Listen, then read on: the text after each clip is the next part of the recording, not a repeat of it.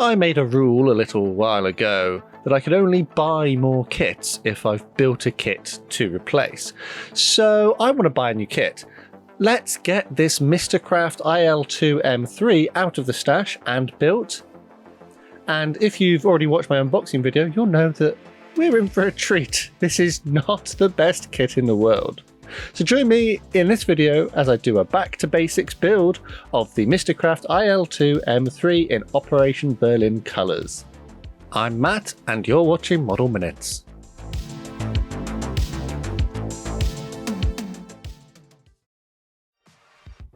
For a closer look inside the box of this kit, to take a look at the sprues and the decals, make sure to check out the dedicated unboxing video I've already made on that topic. In this video I'll be focusing on what the kit is like to build and rounding it off with a review at the end. As mentioned, this is going to be a back to basics build, so some pretty simple techniques and tools will be used during this project, so perfect for a beginner or for a more advanced modeler who simply wants to watch me suffer. I'll put a list of the products I used on the screen now to give you an idea of the kind of things you might want to go and get if you fancy having a go at one of these for yourself. Not sure why you would, but nevertheless you've got the option. As usual, I'll start the build by removing the parts from the sprue using either my cutters or a sharp knife. This kit features an unhealthy amount of flash. Every single part that is on the sprue will have flash on it in some form or another, so I had to spend a good hour or two just cleaning the parts up to make them look presentable. Throw in some sanding as well to clean up any rough areas and the mold seams. There is a mold misalignment in this kit, so again every single part is a little bit wonky. But when that was done, it was time to move on. Humbrol Liquid Poly will be my glue of choice during this build. It's a cheap kit, so might as well use some cheap glue to go with it, but it does the job. The first things to be added to the kit were the cockpit details. These simply get glued into their relevant holes on the cockpit floor. The instructions make these parts look like they are incredibly detailed, but unfortunately not. They're just very crude representations and generic shapes. Whilst there are some cockpit details, unfortunately there's no crew figures in this model, so if you wanted to have this in a flying pose you'd have to add your own pilot and gunner. With that done, the cockpit assembly was glued into place inside the fuselage half. I'm not really sure I put it in quite the right place, but it seemed to fit where I put it. The fuselage halves were then glued together and I had to take a bit of time to try and make sure that they were completely flush and square to each other. I glued in the rear machine gun at this point here, as the cockpit has such a massive working area around it that it will be really easy to paint this later, and I'm not too worried about getting paint in the wrong places. The joints between the fuselage halves were then sanded down with this sanding pad. There is, as mentioned, a bit of a mold misalignment, but also in the design of the kit, things don't tend to match up quite perfectly. So I spent a good 20 minutes to half an hour just cleaning up these joints. I'm going to whiz through the next few stages of the build because it builds up pretty much like every other kit of this era. You add your tail surfaces into their holes at the back of the aircraft and try to make sure that they are level. The wings come as two parts and you glue the upper and lower components together before gluing it into the slots on the side of the fuselage. I did notice that you will get some gaps doing this because, as mentioned, it's not a very well designed kit. But with that done, I then moved on to adding these small little fairing parts which go at the front of the landing gear bays. On the nose you need to glue in this air intake part. The fit of this isn't great, it just sort of falls in all the time. I'm pretty sure I put it in the right way up, but I could be wrong because the instructions weren't too clear. After this, a little radiator part goes on the bottom of the plane, but it's just a moulded square. And then I glued the propeller together. It comes as separate parts, which is really annoying, and you have to take a bit of time to figure out which way the blade should be pointing. But when that was done, the spinner could be glued over the top, making sure, of course, that we've removed the flash so that it can actually fit. The rear axle of the propeller can now have its retaining part glued onto, but this is a bit strange because it doesn't look like the kit is designed to have the propeller be able to rotate freely. This just gets glued on and then it gets glued onto the nose of the aircraft. It's a very strange design, if you ask me. There is no extra part that goes behind this included in the kit, which would make sense to make it actually spin, but hey, it is what it is. I'll add the propeller after I've done the painting. For now though, I'm going to glue the tail wheel into its hole at the back of the aircraft. It doesn't really have a hole, I had to open that up a little bit. Now for the main landing gear, I think you can display this with the landing gear raised if you want to. The reason I say this is because the landing gear doors have to be cut in half if you want to have the landing gear down. So with the landing gear doors cut in half, you can glue the landing gear leg into its hole on the bottom of the model, and then the support strut goes into the little slot at the back and it all gets glued together. The landing gear doors then get glued either side of the landing gear bay. And whilst a little fiddly, it wasn't that bad of a step. Now it's time to go a little bit nuts with some model filler, and there were a lot of gaps all over this aircraft, so I did my best to identify them, fill them with some filler, and I will sand it down nice and smooth when it has dried. Here I've got a piece of stretched sprue. This is simply heated over a flame and then stretched out to make this long thin wire. I do have a dedicated video on how to do this if you'd like to take a look. The reason why I've got this is because the instructions actually ask you to make some pitot tubes and gun barrels yourself. They're not included in the kit. So I made pitot tube using this stretch sprue and also the cannon barrels which go on the wings. I do find this to be a bit of a strange request, seeing as an aerial mast is included, which is effectively the exact same part. But hey, again, it is what it is. I'm going to get the model ready for painting, and to start with I used this Humbrol spray can primer. This is simply their #1 grey. This was sprayed over all of the parts that I've yet to add to the model, naturally not including the canopy. That's clear and I'll leave that off until it's ready. Humbrol acrylic thinners was mixed with some Vallejo light green blue acrylic paint at a ratio of about 2 parts paint to 1 part thinner, and this was brushed onto the entire underside of the model. I found I only actually needed 1 coat of this paint in the end.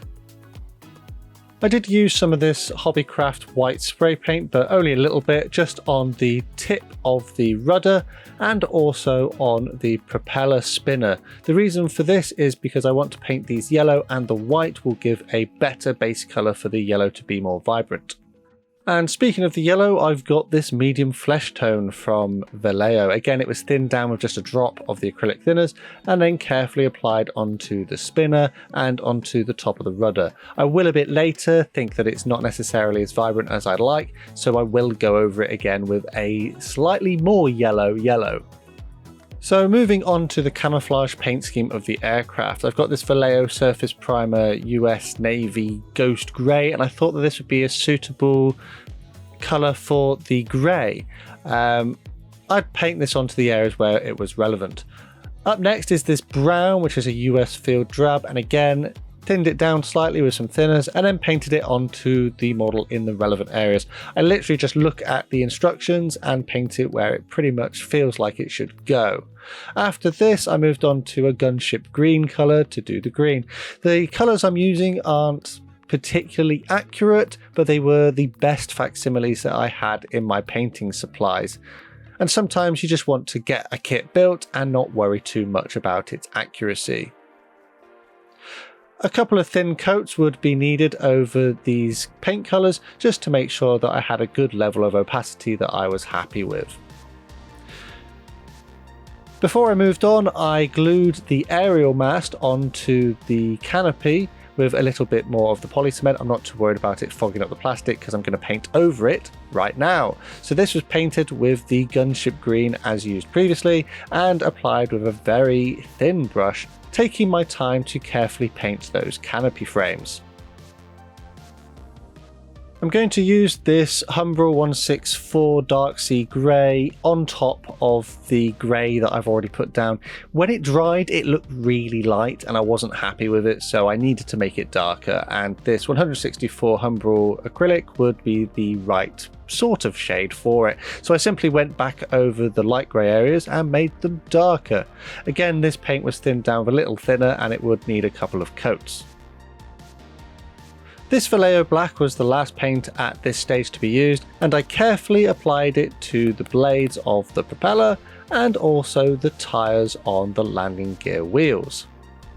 I'm going to move on to the decals in a minute, but before I get there, there's something that Past Me wants to say about this kit that I discovered during the build. Yeah, so there's a couple of things that Building Me wants to just mention, seeing as I've discovered them during the build of this. So whilst we've got a sprue map, that's quite handy. It numbers where all the parts are. We might make reference to that in a minute.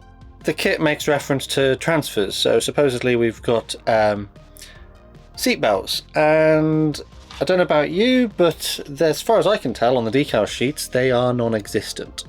I can't even find the numbers 15 and 14.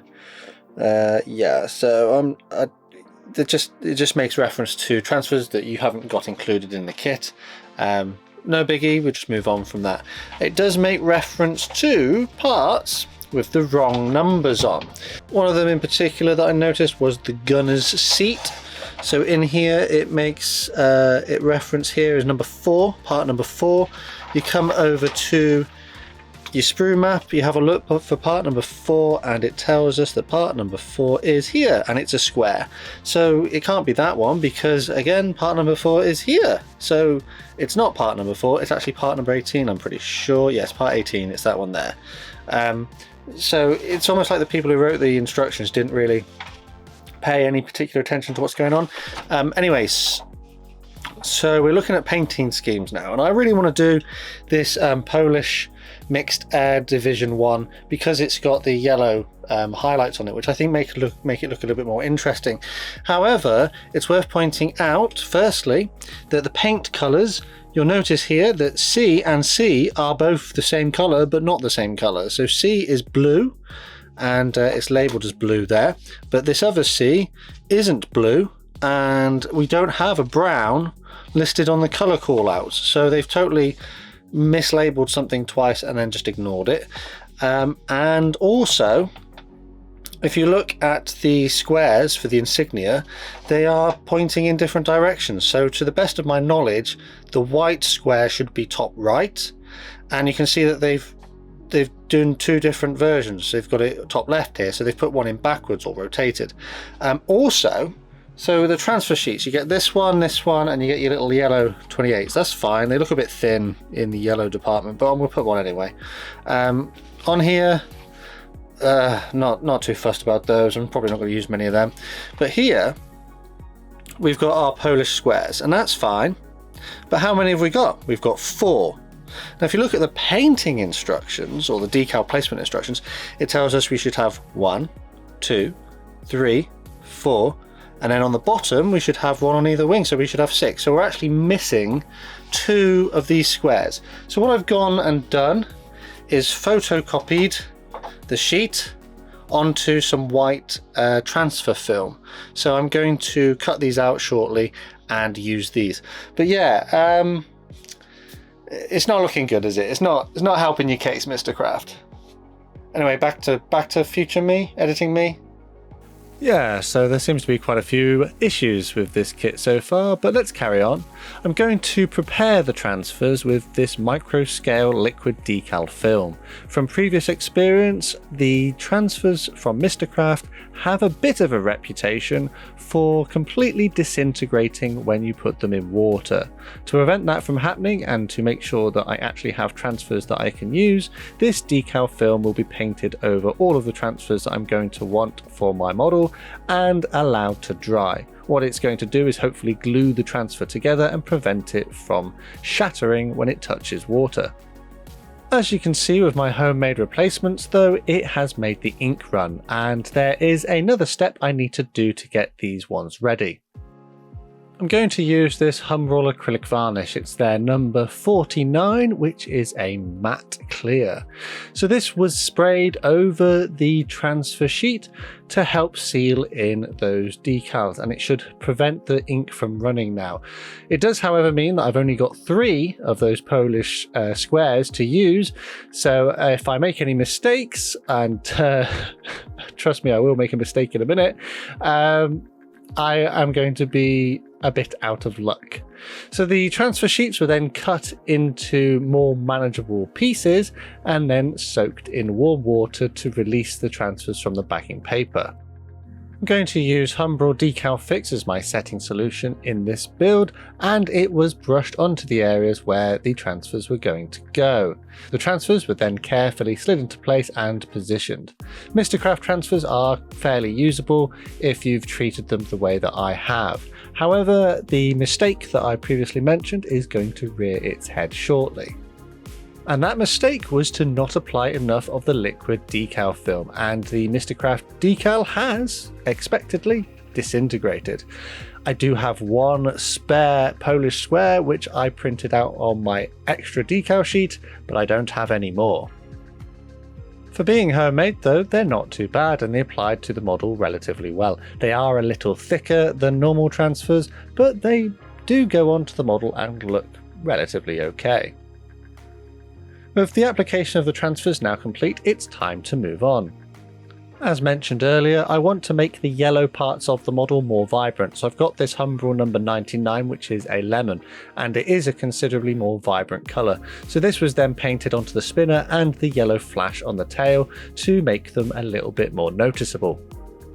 Vallejo gunmetal grey was then applied to the machine gun at the rear of the aircraft, and I'd also used this on the barrels of the cannons and on the exhausts on the side of the nose. This airbrush ready silver from Vallejo was carefully painted onto the landing gear legs. Whilst this is designed to go through an airbrush, it does apply quite nicely onto a primed piece of plastic with a brush. The wheels were glued into place on the landing gear legs, and then this was followed by gluing the propeller into its hole in the nose of the aircraft. Again, it will be static and it won't spin. To protect the transfers and give the model a uniform finish, the Humbrol acrylic varnish from before was sprayed over the entire aircraft. A number of thin coats were applied, leaving enough time between them to let it dry properly. The final step I'm going to do in this build is to glue on the cockpit canopy. So I'm using some Humbrol Clear Fix, which should dry nice and clear without fogging up the plastic. It is a little bit stringy though, so you do have to be careful with it. And this was popped into place, and I called my build of the Mistercraft IL-2 in 1/72 scale complete.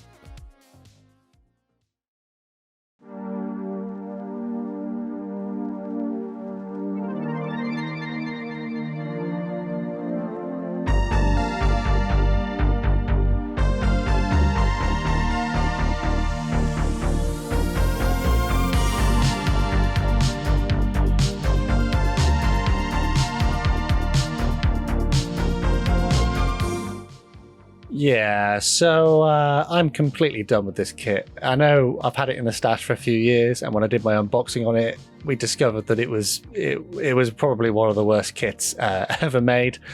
How does it compare to the PM Spitfire? Well, I think actually the PM Spitfire has slightly better mold quality. This just doesn't have any mold quality whatsoever. Every single part is misaligned, every single part has flash on it, details are very crude. When you glue things together, you're going to end up with it being wonky or having a gap. Not to mention, of course, the fact that the instructions make reference to parts that don't exist or are mislabeled, decals that don't exist, decals that disintegrate when you put them into water, paint colors on the paint instructions which aren't referenced. Yeah, it's it's got a lot of things which are not going well for it. What I'll do is I'll pop a list of the issues that I found during the build on the screen now, so that you can pause and have a read through at your leisure, but I don't really want to dwell too much on this because, let's face it, I built this kit to get it out of the stash, and I did so using some very simple methods. I did find that the majority of my time on this build was spent purely just cleaning the parts up to make them look good. And when I say look good, I mean just looking generally better than they did originally look. Had I spent weeks working on this, I'm sure that I probably could have got an amazing result, but for a basic build, it looks okay. I did get a bit of silvering underneath the transfers, and that's completely my fault. That's due to the fact that I neglected to put down a gloss layer. I thought the decal fix would be enough, but there is a bit of silvering in a few places. The paint finish on the model generally to my eye looks okay. I think the underside light blue looks really good. There's no brush marks or anything on that, so it almost looks like it was airbrushed. But on the top layers, because I had to do repeated coats and some of the paints were a little bit questionable, particularly that grey colour, the Humbrol grey and the primer grey. The primer grey is designed for an airbrush, so I don't think I started off on a good footing there. And then the Humbrol grey didn't quite have the opacity that I was looking for, but you know, it was a basic build with basic skills and techniques. I could have gone a lot further with this kit. I could have added further details. You could have rescribed the panel lines. You could have done some riveting. We could have done weathering. We could have added aerial mast wires, but I just don't think I've got the capacity for that with this one, especially as I just wanted to get this one built out of the box, onto the display shelf, and a different kit put in its place. So I guess now I can go and find something that I really want to build. If you're completely new to this channel and you haven't experienced any of my other Mistercraft builds or unboxings, you might be wondering, why is this such a bad kit? Granted, Mistercraft on occasion does have a relatively good model in their range, but unfortunately this isn't a Mistercraft tooling. Mistercraft don't tend to do their own toolings, they tend to rebox or have other kits from other manufacturers in the range. So this is actually a ZTS plastic kit from 1986. That's the date the tooling was created. The date of this kit is around the mid 2010, so I think it was like 2017 when this one was released. But even then, it's already starting on the back foot because the tooling is not great. I think even like the 1960s version of the IL-2 from Airfix is probably a better quality kit than this. So that being said, if you wanted one of these, well, I mean, that's your choice. You'd be looking at paying £5 for it here in the UK.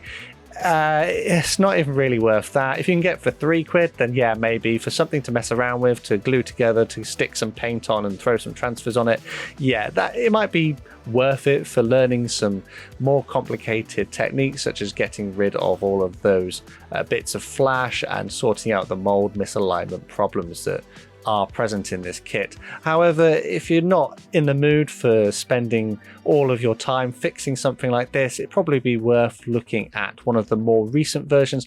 I'm pretty sure Hobby Boss, Academy and Tamiya all have an IL-2 in 1/72nd scale, which have been molded within the last 20 or 10 years or so.